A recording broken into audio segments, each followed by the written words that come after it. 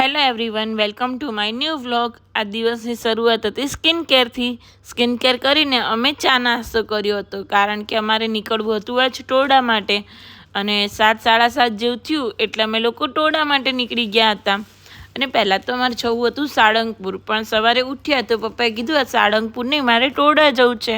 તો મેં કીધું સારું કે ચલો પપ્પા ટોડા જઈએ. અને હજી ગાડીમાં બેઠા જ હતા અને થોડેક જ આગળ ગયા ત્યાં પપ્પાને કાચી કેરી દેખાણી. અને મને, ભાભીને અને પપ્પાને, અમને ત્રણેયને કાચી કેરી બહુ ભાવે છે. તો પપ્પાએ કાચી કેરી લઈ લીધી અને અમે કાચી કેરી ખાધી. અને થોડીક જ વારમાં અમે શામળાજી મંદિરે પણ પહોંચી ગયા હતા. અને ત્યાં ગયા, અંદર ગયા જ હતા ત્યાં બધા લેડીઝ ભજન ગાતા હતા.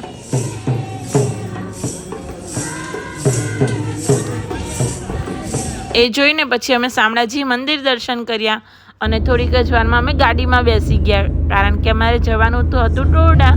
અને ટોડા પહોંચ્યા ત્યાં પહેલાં જ અમને મંદિરે ગણપતિજીનું મંદિર દેખાણું.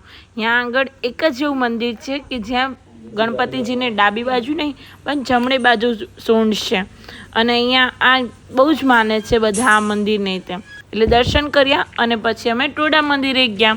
અહીંયા પહેલાં કર્યા ભગવાનના દર્શન અને પછી કર્યા ગોપાળાનંદ સ્વામીના દર્શન. અને આજે ગોપાળાનંદ સ્વામીની મૂર્તિ છે ને, અહીંયા તમારી ઈચ્છા હોય ને એ પ્રમાણે, કાં તો તમારી બાધા હોય ને એ પ્રમાણે અહીંયા ગોળનું મહત્ત્વ છે, તો એટલો ગોળ ચડાવવાનો. અને પછી આ જે મૂર્તિ છે ને, અહીંયા આગળ કહેવાય છે કે અહીંયા તમે કોઈ પણ વસ્તુ કાગળમાં લખીને ભગવાન આગળ પ્રાર્થના કરીને મૂકો ને તો એ પ્રાર્થના અવશ્ય ફળે છે.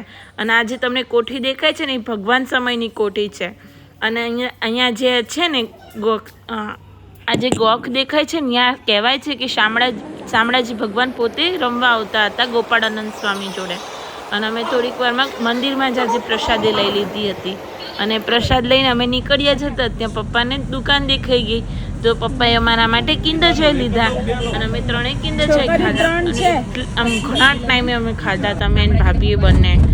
અને પછી એમાં ગિફ્ટ્સ હતા, એ હરિતન ભાભી બે મિક્સ એટલે જોતા હતા અને બધું રમતા હતા. અને આગળ આ નજારો જુઓ, ઘોડોમાં એટલી મજા આવે ને જવાની, પણ અમારી પાસે ટાઈમ જ નહોતો. અમારે ફટાફટ માંડલ પહોંચવાનું હતું, કારણ કે આજે ગુરુ આવવાના હતા. તો અમે પછી ગુરુ ગયા એટલે અમે બધા બેઠા અને પછી રાત્રે અમે અમદાવાદ જવા પણ નીકળી ગયા હતા. અને રાત્રે થોડીક ભૂખ લાગી એટલે વિરંગામ અમે જય ભવાનીમાં જમી લીધું હતું. અને બસ અમે લોકો અમદાવાદ પહોંચ્યા. આજના દિવસ માટે આટલું જ. જો તમને મારા વ્લોગ જોવા ગમતા હોય તો મારી ચેનલને લાઇક, શેર એન્ડ સબસ્ક્રાઈબ કરજો. બાય.